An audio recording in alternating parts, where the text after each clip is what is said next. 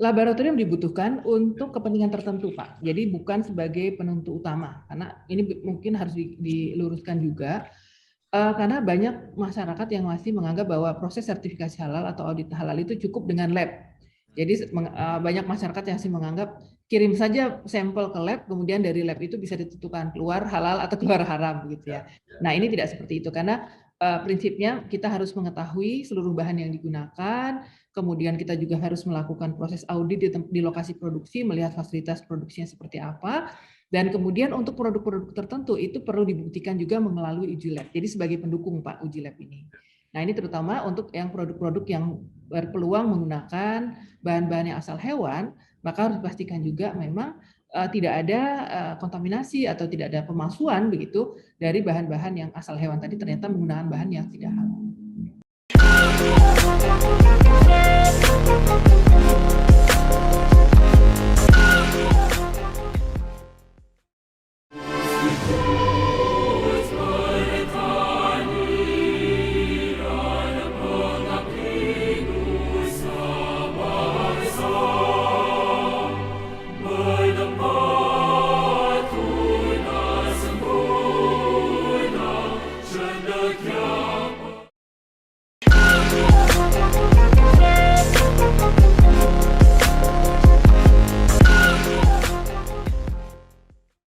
Assalamualaikum warahmatullahi wabarakatuh. Waalaikumsalam warahmatullahi wabarakatuh. Bersama saya Bambang Sadono. Hari ini saya sudah bersama dengan Ibu Insinyur Hajah Muti Arintawati, MSc. Beliau adalah Direktur Utama Lembaga Pengkajian Pangan, Obat-obatan, dan Kosmetika, disingkat LPPOM, Majelis Ulama Indonesia. Apa kabar Ibu Muti? Alhamdulillah kabar baik Pak Bambang. Pak Bambang ya. Baik ya Pak ya, sehat? Alhamdulillah. Nah, Bu, mungkin sebelum kita diskusi panjang lebar, mungkin Ibu berkenan cerita pengalaman mulai dari kuliah di IPB di Bogor, nah sampai akhirnya begitu lama berkegiatan di LPPOM, Majelis Ulama Indonesia, dan saat ini menjadi direktur utamanya.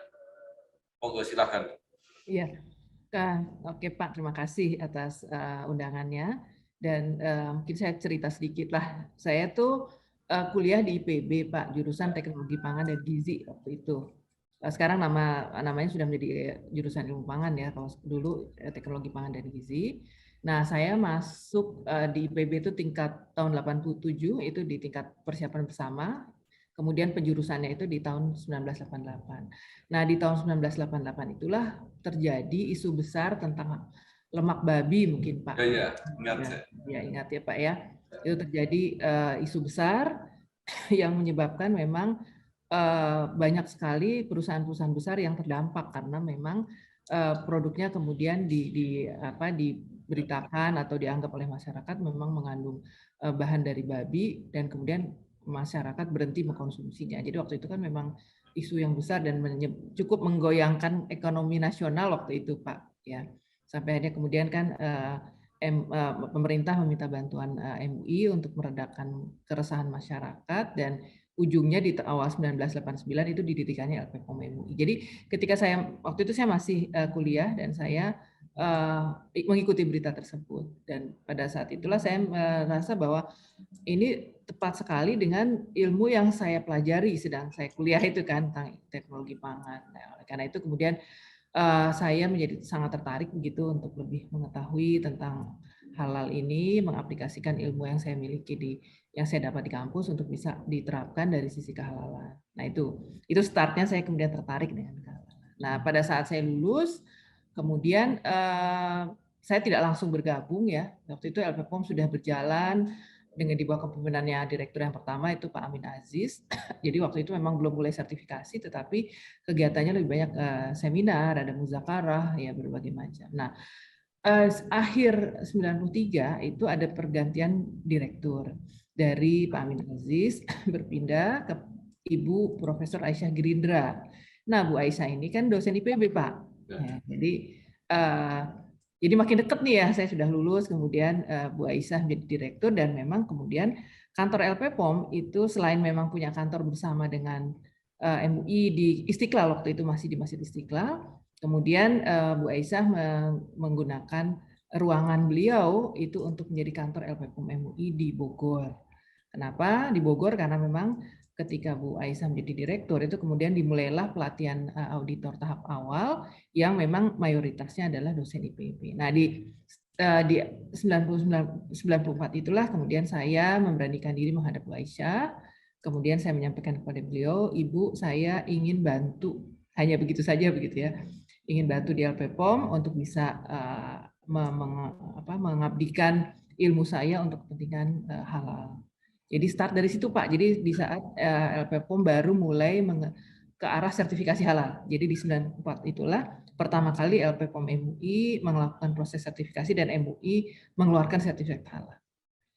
Nah, ya. Jadi itu kecemplungnya di situ Pak sampai sekarang. Iya.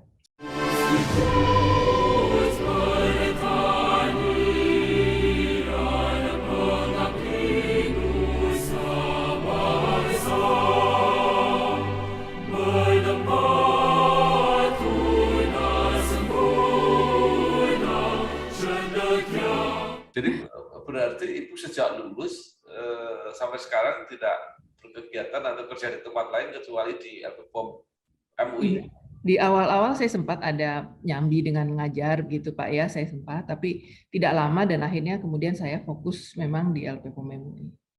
Ya, Bu, ini kan menarik sekali ya. Kalau didirikan karena dulu ada isu rumor lemak babi, ya. Jadi bukan hanya konsumen yang khawatir, tapi produsen juga banyak khawatir karena rentan kalau diisukan sedikit terus kemudian pemasarannya sedikit turun gitu ya. Iya. Dibutuhkan. Nah, jadi kalau begitu apa sertifikat halal ini atau label halal ini sebenarnya yang diarah itu sebagian besar lemak babi atau ada yang lain? Ada yang lain Pak, karena yang halal yang menyebabkan haram itu kan tidak hanya babi ya Pak ya. Nah, jadi kalau seperti kita kembali lagi ke ayat-ayat di Al-Qur'an itu kan jelas menyebutkan bahwa selain babi itu disebutkan juga darah ya. Itu kan juga termasuk yang meskipun darah yang berasal dari hewan halal tetapi kemudian dikonsumsi itu tidak diperbolehkan. Kemudian hewan yang disembelih, hewan halal yang disembelih tanpa menyebut nama Allah itu juga atau memang dengan cara yang tidak sesuai dengan syariat Islam itu termasuk yang dikategorikan dengan produk-produk haram, yaitu kategorinya sama dengan kemudian bangkai ya, artinya hewan halal tetapi matinya bukan karena secara penyembelihan itu juga termasuk yang diharamkan. Dan jenis minuman yang diharamkan di dalam Al-Quran itu adalah khamar. Itu yang ada di Al-Quran Pak. Kemudian selain di Al-Quran ya tentu kita merujuk kepada hadis-hadis. Nah di hadis-hadis juga itu kan menyebutkan juga yang tidak halal itu ya seperti misalnya hewan yang hidup di dua alam seperti itu. Kemudian ada hewan yang menjijikkan misalnya seperti itu dan mungkin ada hal-hal yang lain yang memang menyebabkan produk tersebut tidak halal.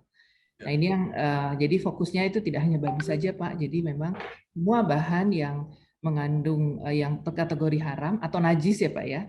Nah itu seperti kotoran itu kan najis, ya artinya najis dia juga haram untuk kemudian dimanfaatkan, dikonsumsi. Nah itu juga termasuk yang harus diwaspadai juga. Ya, ternyata kemudian menjadi luas sekali ya Bu ya, yang harus diteliti. Nah persoalannya apakah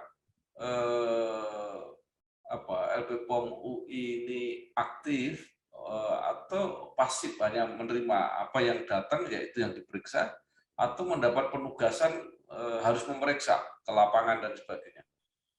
Ya. Nah, di awal pendirian LPPOM MUI di 1989 itu kan memang penugasannya dari MUI ya. Jadi penugasannya untuk menenteramkan umat itu intinya. Jadi kami punya ditugasi oleh LMUI itu untuk salah satu sisi adalah memberikan edukasi ya kepada masyarakat tentang pentingnya produk halal dan satu sisi yang lain untuk membuktikan produk-produk yang beredar yang memang diproduksi oleh produsen itu bersertifikat halal ya sehingga bisa memberikan jaminan.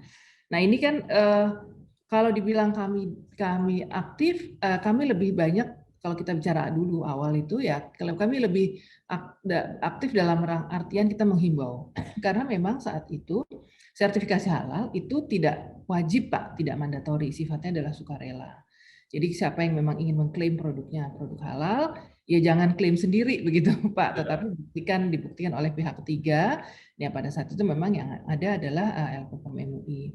Nah ini kemudian dengan berjalannya waktu setelah 94, kemudian di tahun 96 itu ada piagam kerjasama antara MUI, Kementerian Kesehatan, waktu itu belum Badan POM ya, dengan Kementerian, waktu itu masih departemen nyebutnya, Departemen Agama dan Departemen Kesehatan. Nah waktu itu disepakati 3 pihak ini. Nah disinilah ada kerjasama. Jadi sejak 96 itu sebenarnya sudah ada kerjasama, di mana kemudian disepakati bahwa Badan POM, ya Departemen Kesehatan ya kemudian akhirnya menjadi waktu itu Direktorat POM masih di bawah Departemen Kesehatan, tapi kemudian akhirnya dilepaskan menjadi Badan POM yang memberikan izin pencantuman label halal. Itu menjadi bagian dari izin label produk ya.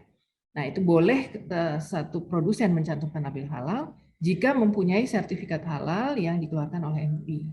Nah ini, jadi 96 itu ada piagam 3 tadi, piagam kerjasama, kemudian di tahun 96 itu juga terbitlah Undang-Undang Pangan, di mana di Undang-Undang Pangan tersebut juga termasuk ada kaitannya yang menyebutkan bahwa ada di label halal itu sekurang-kurang label itu sekurang-kurangnya memberikan keterangan, termasuk di situ ada keterangan halal. Nah jadi memang bukan wajib Pak, jadi memang berdasarkan sukarela dari perusahaan bahwa mereka memang merasa penting untuk memberikan keterangan jaminan kepada masyarakat. Oleh karena itu mereka akan mengurus sertifikat halal, dengan dasar itu kemudian mendapatkan izin dari Badan POM untuk mencantumkan label halal. Jadi kami lebih menghimbau dari 2 pihak, konsumen maupun dari produsen.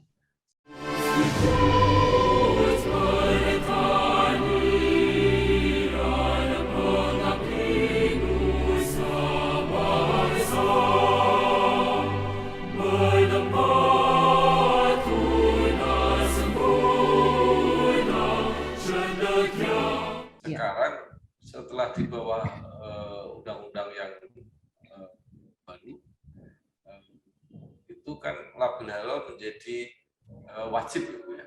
Betul. Wajib. Luas sekali, banyak sekali harus diperiksa. Menurut Ibu memang kalau itu hanya menjadi tugas LPPOM pasti kewalahan gitu kira-kira. Oh iya Pak, karena ini kan kita sudah bicara yang namanya wajib, ini kita tidak hanya bicara perusahaan besar atau perusahaan menengah, tapi yang lebih banyak lagi itu perusahaan yang kategorinya adalah UMK ya Pak, usaha mikro dan kecil, bahkan ultra mikro, karena dalam undang-undang tersebut jelas mewajibkan seluruh produk yang beredar di Indonesia, ya kecuali produk-produk yang dikecualikan dari sertifikasi halal. Jadi pasti Pak, kalau kami harus bekerja sendiri ya tentu akan sangat kewalahan ya, karena untuk bisa mensertifikasi sekian puluh juta industri UMK itu bukan main Pak, itu suatu effort yang sangat besar sekali yang tentunya tidak bisa dikerjakan sendiri oleh LPPOM. Walaupun LPPOM UI ini punya semacam cabang kalau tidak salah ya, di masing-masing provinsi itu ada kelihatannya. Ya. Jadi kami di pusat, kemudian di masing-masing provinsi ada LPPOM tingkat provinsi. Kalau dari sisi kesiapan tentunya kami siap sekali begitu ya untuk melaksanakan tugas sertifikasi halal ini karena memang kami tersebar di seluruh Indonesia. Tapi kalau menghitung dengan volume, kalau memang betul-betul sudah terimplementasi secara penuh, yaitu tentunya sangat masuk akal begitu kalau kemudian berdiri atau dibuka juga lembaga pemeriksa halal yang lain untuk bersama-sama dengan LPPOM MUI mengerjakan yang diwajibkan tadi. Kalau tidak salah sekarang sudah ditambah dengan 2 lagi, Iya betul Pak, sekarang sudah disahkan oleh BPJPH itu adalah 2 lagi, Sukofino dan Survei Indonesia, BUMN dua-duanya. Ya. Ya. Nah, kemudian nanti praktek pelaksanaannya seperti apa, pembagiannya itu apakah berdasarkan penugasan dari BPJPH atau seperti apa? Ya, jadi tata caranya sekarang kalau dulu perusahaan yang akan mendaftar itu mendaftarkannya langsung ke LPPOM. Nah, saat ini mulai tahun Oktober 2019 itu pendaftaran diajukan melalui BPJPH.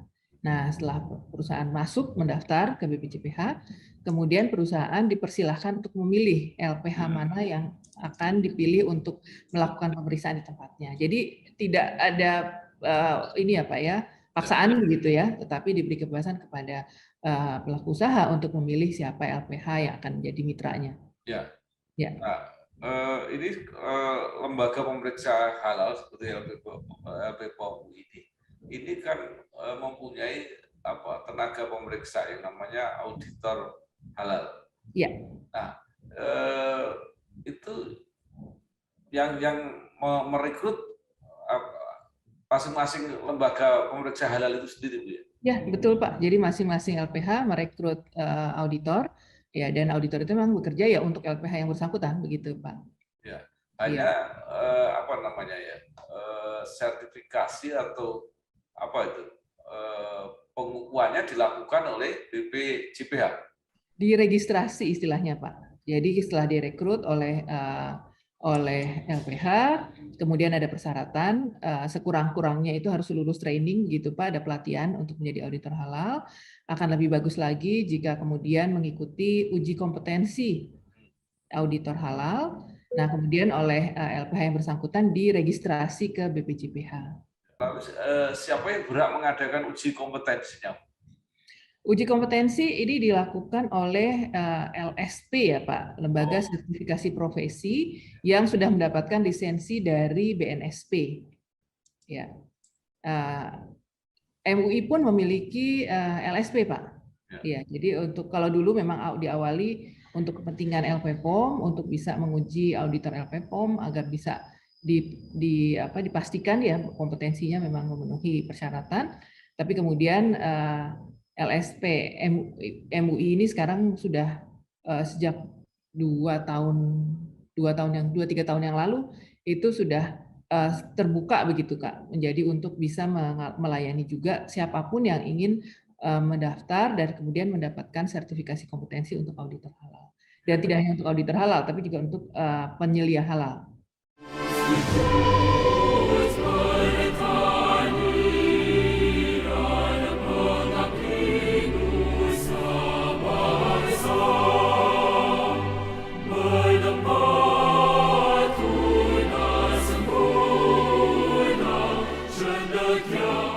Sekarang supaya masyarakat ini paham gitu ya kira-kira.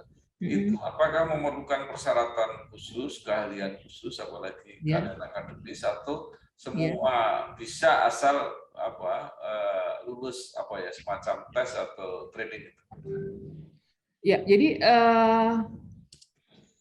kalau persyaratan yang ada di undang-undang itu hanya menyebutkan background pendidikan, Pak. Jadi pendidikannya itu minimal S1 dengan background pendidikan tertentu ya. Di situ misalnya seperti ada teknologi pangan, kemudian kimia, misalnya teknologi industri, peternakan dan sebagainya begitu Pak. Nanti detailnya bisa dicek di regulasi. Tapi di regulasi itu memang mempersyaratkan background pendidikan tertentu, kemudian adanya di satu bagian yang lain dari peraturan yang ada itu menyebut tentang persyaratan untuk adanya pelatihan, Pak. Jadi jelasnya walaupun nanti harus cari pendetailannya itu ada persyaratan. Misalnya sarjana hukum nggak bisa, sarjana bisa sastra Pak. nggak bisa. Betul, ya memang ada. Jadi sarjana yang memang yang teknis ya Pak ya, yang memang sesuai dengan kebutuhan terkait dengan lingkup produk yang disertifikasi. Baik, saya kira jelas. Nah, Bu, itu kan pada akhirnya apa yang dihasilkan oleh LPH ini disodorkan kepada MUI untuk mengesahkan fatwa halalnya. Itu prosesnya seperti apa?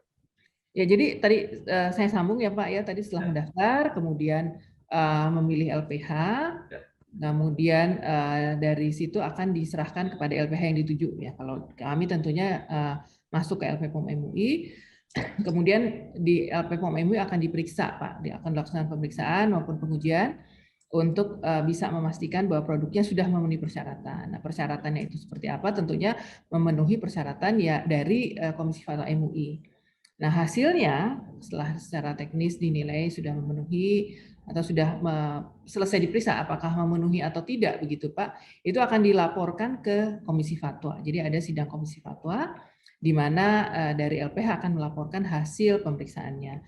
Jika memang kemudian hasil pemeriksaannya diterima oleh Komisi Fatwa, dinilai sudah memenuhi persyaratan, maka tentu akan diproses selanjutnya, akan ditetapkan kehalalannya, kemudian berdasarkan ketetapan halal yang dikeluarkan oleh MUI, maka akan dikembalikan ke BPJPH dan BPJPH akan mengeluarkan sertifikat halal. Nah, kalau yang tidak memenuhi persyaratan halal ya akan dinyatakan tidak memenuhi persyaratan halal, tidak bisa dapat ketetapan halal dan tentunya tidak bisa dapat sertifikat halal. Ya, jadi sekarang pertanyaannya, apakah ketika diperiksa oleh auditor halal atau kemudian disampaikan ke LPH itu ada yang tidak lolos? Jadi artinya mereka tidak bisa dilanjutkan ke Komisi Fatwa MUI. Ya, sangat memungkinkan Pak. Kalau memang persyaratannya itu tidak terpenuhi, tentunya tidak bisa lolos Pak. Kalau dulu sebelum diberlakukannya Undang-Undang JPH, kami dari LPPOM yang menyaring begitu Pak. Jadi kami kan sudah punya mengetahui standar kehalalan yang diminta oleh Komisi Fatwa. Jadi kalau yang dibawa ke Komisi Fatwa itu yang sudah bisa dikatakan kami cukup yakin bahwa memang memenuhi persyaratan. Tapi tidak menutup kemungkinan juga Pak, pada ketika masuk ke Komisi Fatwa ternyata masih ada kekurangan informasi atau ada hal yang harus dipenuhi oleh pihak perusahaan. Nah, dengan penerapan Undang-Undang JPH saat ini, yang dilaporkan ke Komisi Fatwa itu tidak hanya yang sudah memenuhi persyaratan, Pak. Jadi setelah dilakukan audit, hasilnya apapun, apakah sudah memenuhi atau tidak, itu diserahkan semuanya dilaporkan ke Komisi Fatwa. Baru keluarlah hasilnya apakah memang memenuhi sehingga ditetapkan halal atau yang tidak memenuhi, yang tidak bisa ditetapkan sebagai produk halal. Jadi walaupun sudah dianggap memenuhi syarat, belum tentu oleh Komisi Fatwa MUI diterima dan ditetapkan sebagai halal. Bisa jadi begitu, berdasarkan pengalaman kami begitu Pak. Jadi secara umum katakan misalnya yang beberapa kali terjadi kalau yang sudah masuk ke Komisi Fatwa, itu misalnya terkait dengan nama produk Pak, karena persyaratannya juga ada. Produk itu tidak boleh diberi nama dengan sesuatu yang memang mengarah pada sesuatu yang haram atau mengarah pada sesuatu yang bertentangan dengan syariat Islam begitu ya, akidah yang akan mengganggu akidah Islam gitu Pak. Itu memang tidak diperbolehkan. Sehingga ada saatnya misalnya mungkin menurut auditor ini sudah cukup, tapi ternyata setelah dibawa ke Komisi Fatwa didiskusikan kembali, oh ternyata nama seperti ini tidak diperbolehkan. Itu salah satu contoh, tapi tidak ke arah yang sifatnya substansi Pak. Jadi substansi itu biasanya kami saring di awal. Tapi kalau sekarang apapun itu semua akan dibawa, dilaporkan. Jadi katakan misalnya penyembelihan yang tidak sesuai, misalnya dengan cara penyembelihan yang sesuai dengan syariat Islam, dibawa ke Komisi Fatwa, disampaikan kalau tidak memenuhi ya berarti tidak bisa diberi ketetapan halal begitu Pak. Kalau bisa memenuhi akan dapat ketetapan halalnya.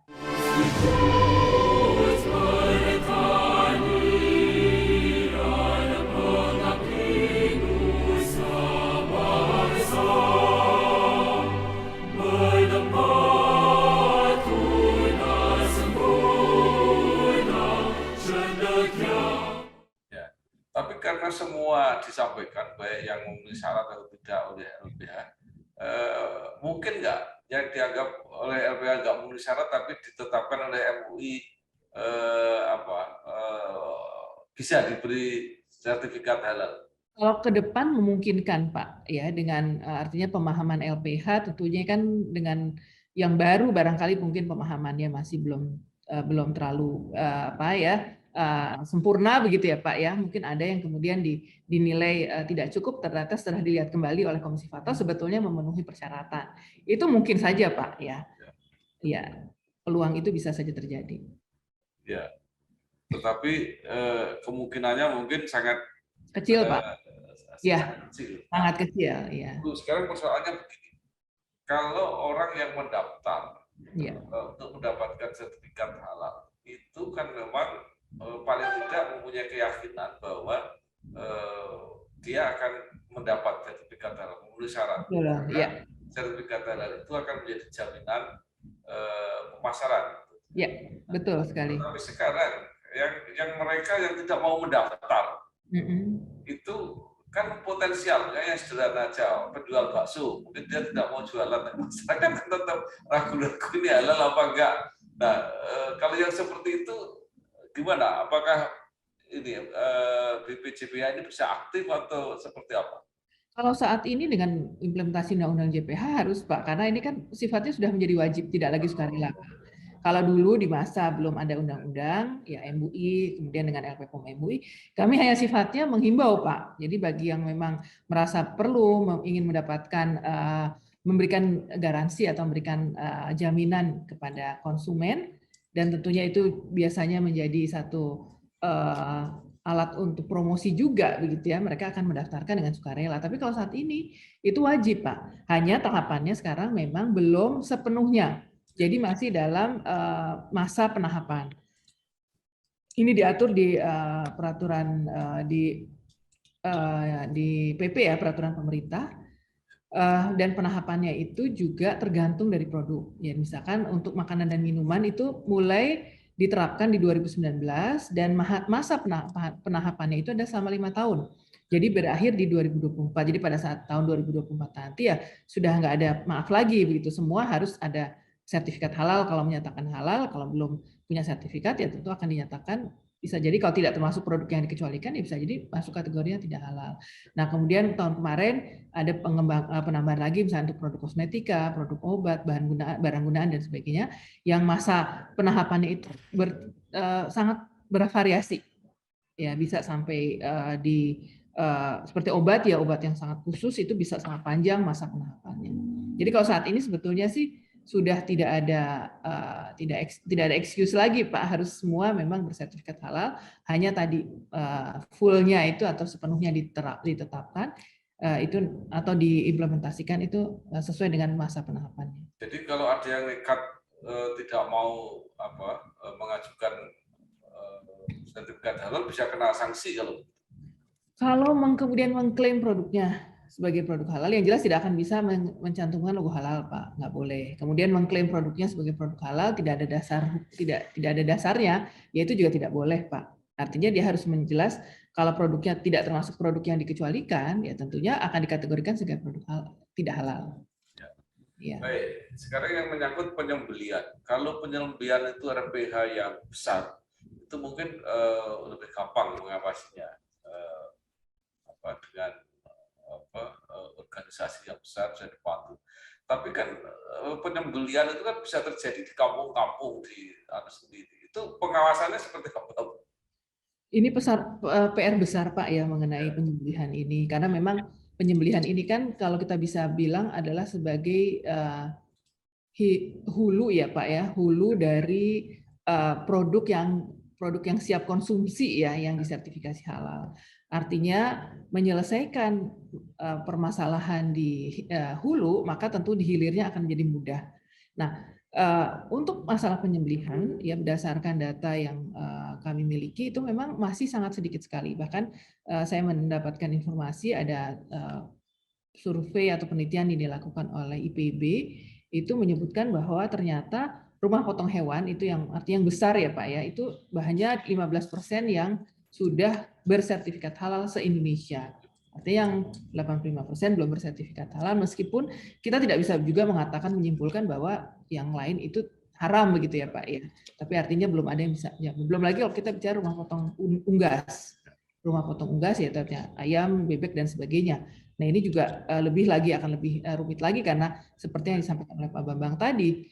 Ya, apalagi kalau ayam ya, bahkan di tetangga kita barangkali hanya motong berapa ekor gitu ya, kemudian dijual mungkin hanya ke tempat tertentu, atau misalkan ada juga yang menyembelih kambing ya misalnya hanya sehari seekor karena dijual ke memang pedagang sate. Ya, misalkan seperti itu ya. Jadi memang ini betul-betul jadi PR besar, Pak. Saya melihat bahwa ini satu yang harus diprioritaskan sehingga dengan menyelesaikan ini, maka insya Allah proses audit ya untuk sertifikasi tadi yang UMK yang jumlahnya puluhan juta itu insya Allah akan menjadi sangat mudah, Pak. Sangat tertolong dengan selesainya rumah-rumah potong hewan ataupun unggas yang memang kemudian sudah disertifikasi halal. Karena kalau tidak, Pak, pada saat kita misalkan mensertifikasi tukang bakso, Pak. Nama tukang bakso itu kan pasti usaha mikro ya, Pak ya kan, Ya. yang tukang dagang keliling. Nah itu kan kita harus tahu, Pak. Ya kita tanya baksonya bakso apa, bakso sapi. Kan sapi ngakunya, Pak. Terus sapinya ini dagingnya dapat dari mana? Harus ditelusur, Pak. Kalau yang namanya kita ngaudit tuh kayak begitu kan, Pak. Ditelusur belinya di mana. Kalau setelah belinya di mana kita tahu, nah itu nyembelihnya di mana. Itu Ya. prosesnya jadi panjang, Pak. Itu yang menyebabkan kemudian kalau kemudian ada yang menganggap oh ini prosesnya panjang karena memang kita harus memberikan jaminan ya Pak ya. Kalau jaminan ya kita harus sampai ke ujung, kita harus tahu. Nah, kalau kemudian ternyata tadi yang hulunya tadi kemudian sudah tersertifikasi, maka pada saat kita mengaudit ke tukang bakso, dia bisa buktikan bahwa dia beli dari tempat yang memang sudah bersertifikat halal, kan rantai pemeriksaannya tuh menjadi lebih pendek begitu Pak.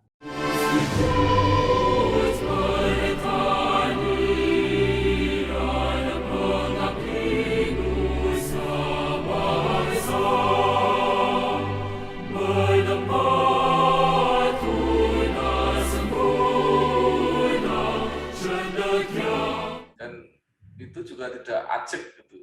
Tukang bakso bisa hari ini beli di satu tempat dan besok lain lagi. Betul. Jadi kan harapan kita dimanapun beli itu sudah halal karena memang semuanya sudah bersertifikat halal kan, kita harapan kita seperti itu Pak.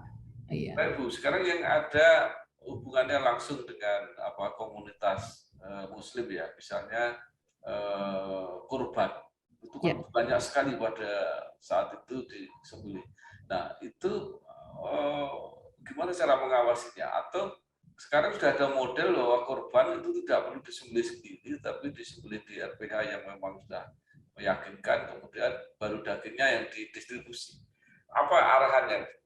Kalau sejauh ini memang kalau untuk kurban itu kan pengawasannya dinas peternakan ya Pak, dinas peternakan setempat.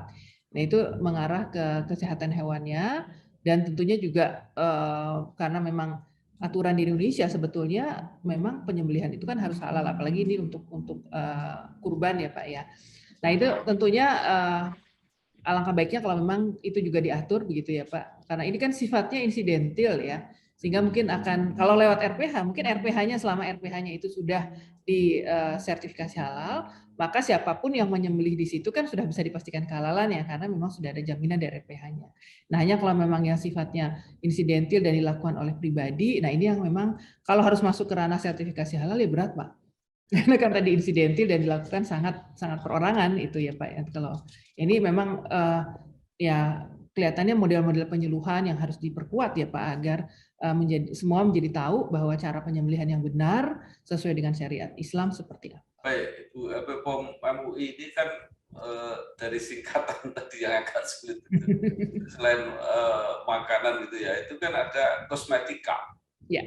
Menurut saya ini menarik. Kalau kosmetika ini kan bukan dikonsumsi, tapi kenapa harus halal misalnya? Ya, kosmetik itu kan dipakai di luar ya Pak, menempel di tubuh kita Pak ya. Baik yang istilahnya itu yang kosmetik yang rinse off Pak, istilahnya itu yang kalau dipakai langsung dicuci, itu seperti sabun, itu kan masuk kosmetik. Ada juga yang kemudian menempel ya. Nah, yang menempel inilah yang perlu kita waspadai Pak. Karena apa? Karena pada saat menempel, kita sholat, kita akan bawa kosmetik itu Pak di kulit kita. Ya. Jadi kalau kosmetik tersebut mengandung bahan-bahan yang najis, ya tentunya artinya kita terkontaminasi najis Pak. Sementara pada saat kita sholat, kita kan harus bebas dari najis, begitu kan? Harus suci, bebas dari najis, apapun tempat sholat dan sebagainya. Nah ini apalagi yang menempel di tubuh kita.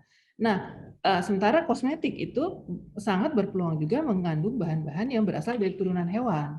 Ya misalnya turunan dari asam lemak, misalnya yang bisa berasal dari hewan. Jadi kalau itu tidak ini ya Pak ya, tidak clear begitu bahwa memang bahan-bahannya itu bahan yang suci, maka akan mengganggu ibadah kita ya. Kita tentu menjadi tidak sah karena kita tidak menggunakan bahan-bahan yang suci. Dan cukup banyak Pak kosmetik yang memang menggunakan bahan-bahan yang berpeluang untuk tidak halal. Ya, misalkan sekarang itu kan populer ya penggunaan plasenta ya. Plasentanya bahkan ada yang berasal dari manusia, sementara bagian tubuh manusia apapun tidak boleh digunakan ya berdasarkan fatwa MUI. Kemudian misalnya menggunakan bahan yang disebut dengan kolagen. kolagen yang katanya bisa membuat kulit menjadi kencang gitu ya Pak ya. Nah ini juga kolagen itu berasal dari hewan. Hewannya bisa hewan halal ataupun hewan yang haram. Kemudian kalau hewan halal, cara penyembelihannya seperti apa? Karena kalau diambil dari bagian hewan yang mati bukan akibat penyembelihan yang sesuai dengan syariat Islam, maka tentunya hukumnya juga menjadi najis. Jadi itulah kenapa menjadi penting juga kosmetika untuk disertifikasi halal.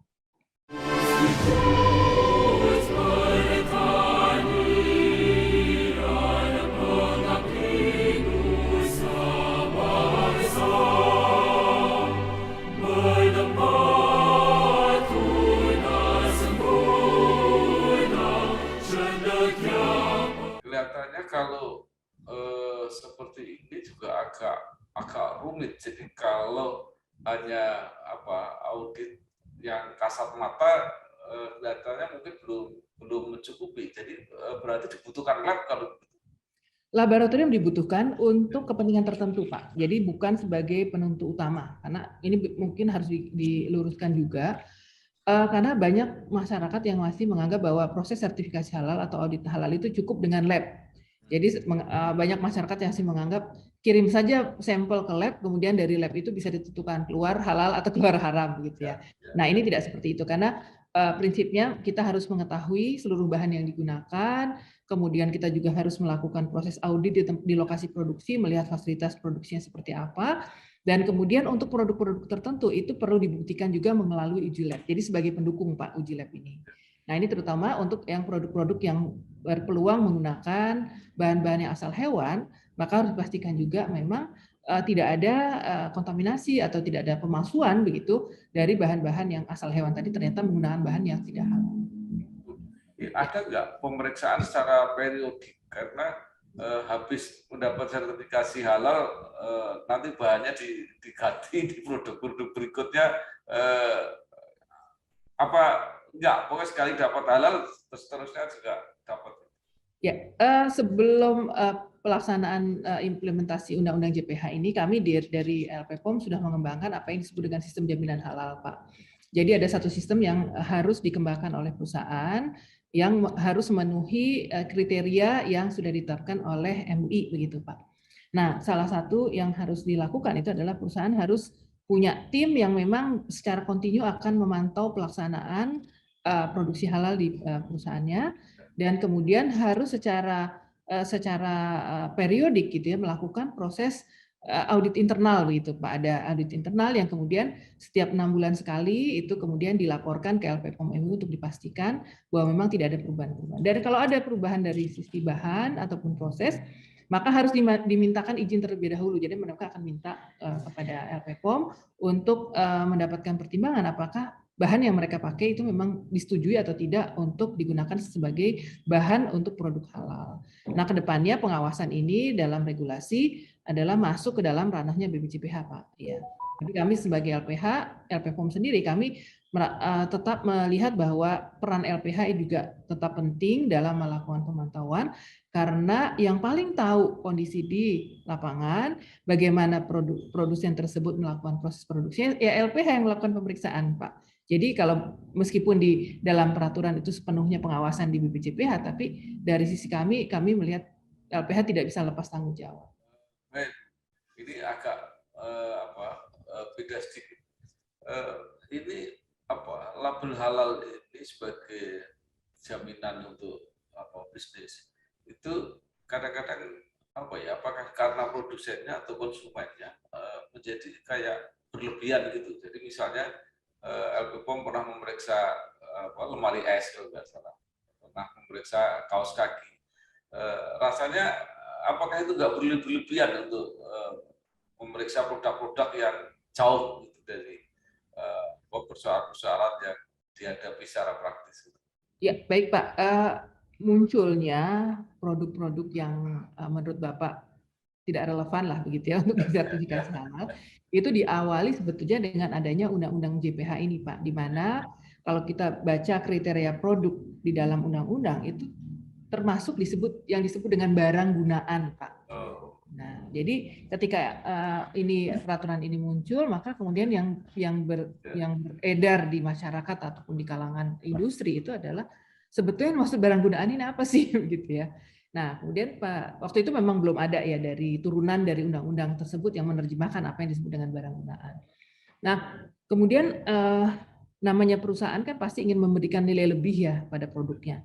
Jadi sejak adanya ketentuan tentang barang gunaan tersebut, maka banyak perusahaan-perusahaan yang kemudian daftar ke kami, Pak. Waktu itu memang kan belum mulai implementasi, Pak ya, di 2014.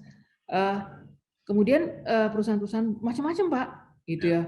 Mulai dari yang tadi ada kulkas, ada mungkin baju, ada kaos kaki, ada bahkan sampai ke aspal, Pak, ban mobil yang minta untuk disertifikasi halal. Nah, pada saat itu karena memang penerjemahannya dari sisi regulasi belum ada, maka kami selalu berkonsultasi dengan Komisi Fatwa karena apapun ujungnya itu kan fatwa ya, Pak ya. Ini kan sertifikasi ini kan ada pemenuhan terhadap ketentuan halal yang memang yang tanggung jawabnya adalah dari Komisi Fatwa. Jadi kemudian kami ajukanlah produk-produk yang mendaftar dan kemudian dari Komisi Fatwa memberikan gambaran atau memberikan panduan yang umum, yaitu bahwa barang gunaan yang perlu disertifikasi halal itu memang barang-barang gunaan yang memang langsung kontak dengan produk halal. Jadi misalkan kemasan itu kan kontak langsung dengan produk pangan atau makanan atau minuman. Tentunya kalau kemasan tersebut mengandung bahan yang haram atau najis bisa menimbulkan bisa memberikan kontaminasi pada produk yang dikemasnya, itu sebagai contoh seperti itu. Atau produk-produk yang memang langsung kontak dengan tubuh kita dan itu digunakan sebagai untuk ibadah ya, seperti itu. Oleh karena itu kenapa kulkas kemudian disertifikasi halal, karena waktu itu oleh Komisi Fatwa masih dinilai bahwa ini satu yang relevan karena memang ini untuk menyimpan makanan begitu, Pak. Kemudian kontak juga kan dengan makanan yang disimpan di lemari es tersebut. Kemudian kaos kaki ya itu karena memang digunakan secara langsung di tubuh kita dan itu juga sangat memungkinkan digunakan dalam sholat. Nah, perkembangan berikutnya turunan dari regulasi itu BPJPH mengeluarkan peraturan yaitu KMA 748 ya Pak ya. Itu yang mengatur tentang produk yang wajib disertifikasi. Nah, termasuk di situ tentang barang gunaan. Nah, ini sejalan juga dengan fatwa MUI. Jadi Komisi Fatwa kemudian mengeluarkan juga fatwa tentang batasan barang gunaan. Jadi barang gunaan yang kemudian yang dianggap perlu untuk disertifikasi halal, tadi yang selain kontak dengan produk-produk yang memang bersertifikat halal atau produk-produk halal, itu juga kalaupun produk yang digunakan, ya misalnya seperti tadi pakaian atau mungkin alat-alat yang misalkan pakaian yang menempel di tubuh kita itu lebih ke arah yang berasal dari hewan. Jadi seperti sepatu, misalkan ada penggunaan kulit yang berasal dari hewan. Nah, itu yang termasuk kategori yang perlu disertifikasi halal. Sedangkan kalau yang tidak berasal dari hewan tidak perlu disertifikasi halal. Jadi itu lebih dengan aturan yang ada sekarang baik dari fatwa dari Komisi Fatwa maupun tadi KMA turunan dari Undang-Undang Jaminan Produk Halal ini menjadi lebih clear begitu Pak. Produk barang gunaan apa saja yang memang perlu disertifikasi halal.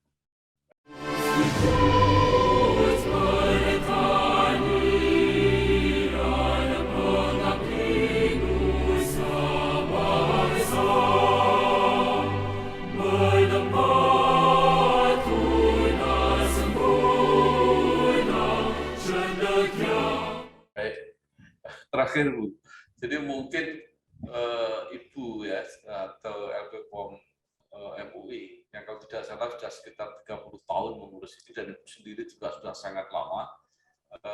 Sampai saat ini apa yang sebenarnya masih diharapkan atau disarankan, baik apakah itu pada pemerintah, kepada BPJPH sendiri, pada masyarakat khususnya pengusaha maupun konsumen, supaya konsumen juga enggak terlalu ketakutan gitu dan produsen juga punya kesadaran untuk mendaftarkan itu. Silakan, mungkin Ibu punya catatan-catatan. Silakan. Ya.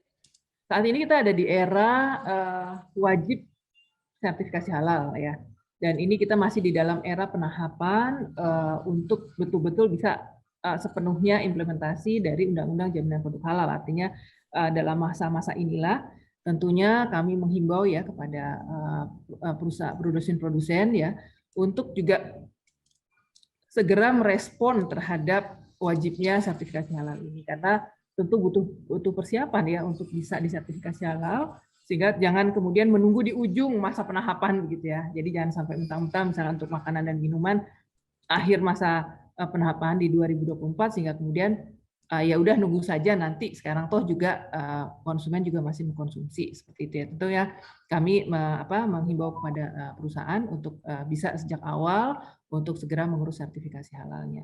Nah, kepada konsumen ini kami juga menghimbau kepada seluruh pihak ya untuk terus melakukan edukasi terhadap konsumen karena apapun produsen akan mengikuti permintaan konsumen ya. Jadi ketika dulu masanya belum wajib atau di saat masa sekarang masa penahapan, tentunya inisiatif perusahaan untuk segera mengurus sertifikat halal ini akan sangat didorong dari permintaan konsumen. Jika konsumen sudah dengan amat sadar bahwa yang namanya produk halal itu bagi muslim adalah hak, Pak. Kalau bagi kami itu adalah hak yang harus dipenuhi oleh produsen. Sehingga konsumen muslim itu menjadi satu hal yang sangat penting menuntut haknya. Jadi kalau produsen yang belum bisa memberikan jaminan kepada konsumen muslim tentang kehalalan produknya, artinya hak seorang konsumen muslim belum terpenuhi. Oleh karena itu perlu sekali edukasi seperti ini sehingga masyarakat terus mendorong masyarakat untuk juga hanya memilih produk yang sudah bersertifikat halal dan mendorong masyarakat juga untuk melakukan pengawasan karena pengawasan tadi tentu harus dilakukan oleh semua pihak sehingga kalaupun ada penyimpangan yang dilakukan oleh produsen tentu juga selain oleh BPJPH ya sebagai pemerintah kemudian LPH tapi juga dari masyarakat dengan inisiatifnya bisa melakukan pengawasan juga ini dari sisi konsumen kemudian tentunya dari sisi pemerintah ya ini menjadi satu tugas besar ya. Ini sesuatu yang bukan mudah begitu untuk melaksanakan proses wajibnya sertifikasi halal ini. Dengan penahapan ini mudah-mudahan bisa berlangsung dengan mulus ya. Edukasi baik kepada produsen dan konsumen perlu sekali dilakukan. Kemudian juga dari sisi penahapan yang dilakukan saat ini kami ingin menghimbau agar prioritas itu dilakukan terlebih dahulu kepada bahan-bahan atau material-material yang sifatnya adalah hulu yang akan mempengaruhi kehalalan produk di hilir yang menggunakan bahan-bahan tersebut sebagai bahan bakunya. Jadi contoh tadi ya seperti bahan sembelihan ya daging dan sebagainya itu kan bahan yang memang harus diutamakan itu. Jadi kami sangat mengharapkan agar itu bisa menjadi prioritas untuk sertifikasi halal.